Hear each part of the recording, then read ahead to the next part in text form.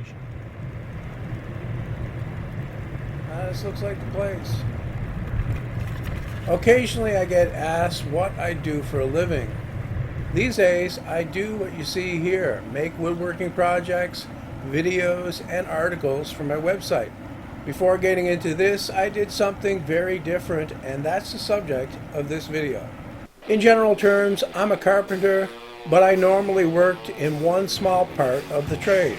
Carpentry, like most other trades and professions, is broken up into specialized fields, and I wound up doing door and hardware installation in the commercial sector. Commercial construction is much different from residential construction and deals with larger projects and public buildings such as schools, rec centers, hospitals, etc. The bulk of the work I did was in new buildings, typically 5 to 10 per year or more. A good example is the medium-sized new school shown in these shots, which would have roughly 140 doors to install. The first step is to get the newly painted doors set up to put the hinges on. This usually involves laying them on edge in stacks. These particular doors are heavy gauge steel and are not light. Each one is probably 150 pounds or more. After all of the doors have been stacked, the hinges are brought around. The hinges are itemized as there are several different types and sizes.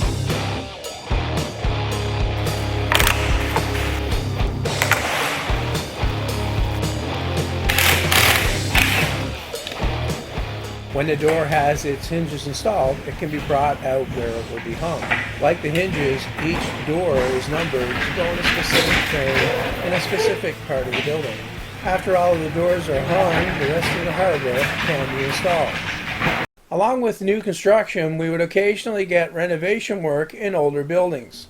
Recently, I went out to help my brother Don on a door and frame replacement in an older school.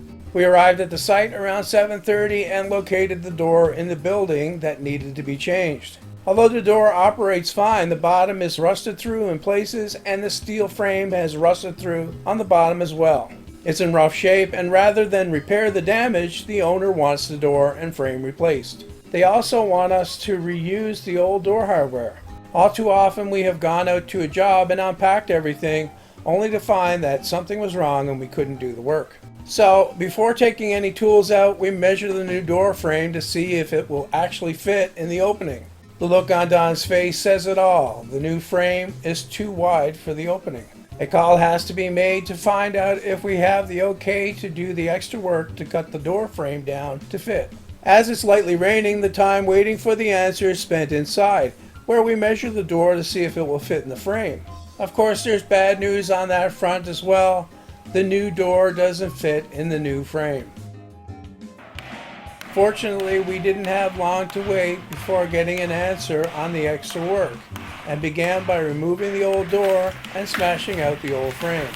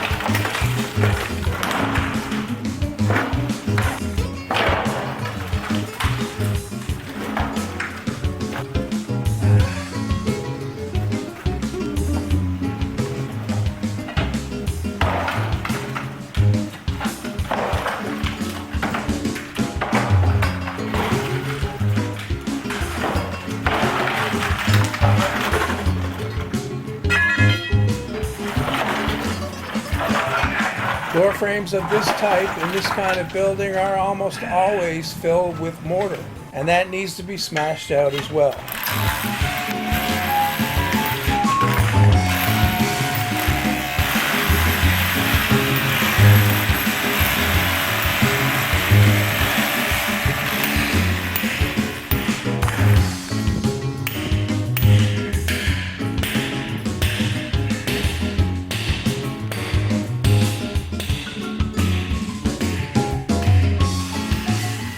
The new frame is about 3/8 of an inch too wide, and to do the cutting, we have a modified metal cutting saw equipped with a tungsten carbide blade.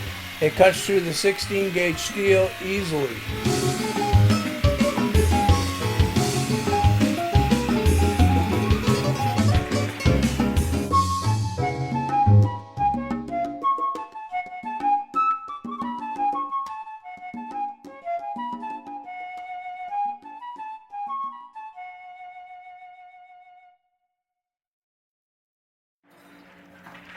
With the opening ready and the frame cut to size, we can get it put in.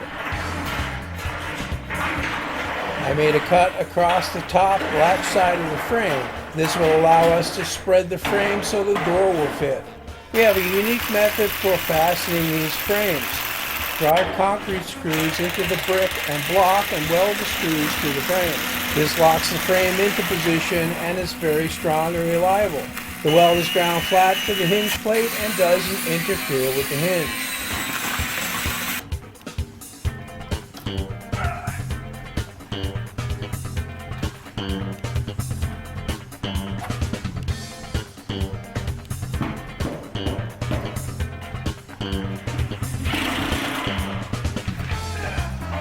Look at that, fits like a glove.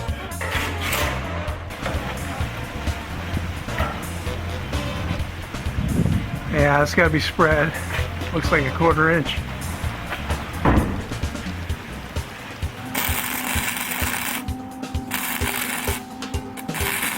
To solidly anchor the frame on the latch side, screws are driven into the brick at the edge of the frame. These are then welded to the frame.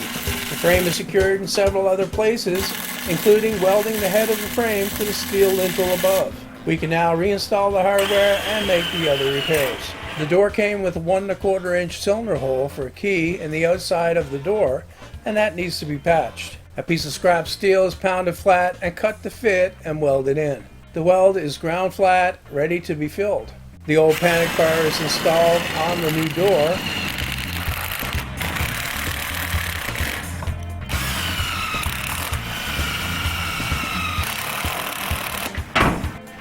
As well as the closing. Some of the screws had to be drilled out to get the old kick plate off. It can then be screwed onto the new door. Auto body filler is used to patch the corner of the frame where I cut it to make the door fit, and the cylinder hole in the door. When it's hard, the filler is sanded smooth and primed.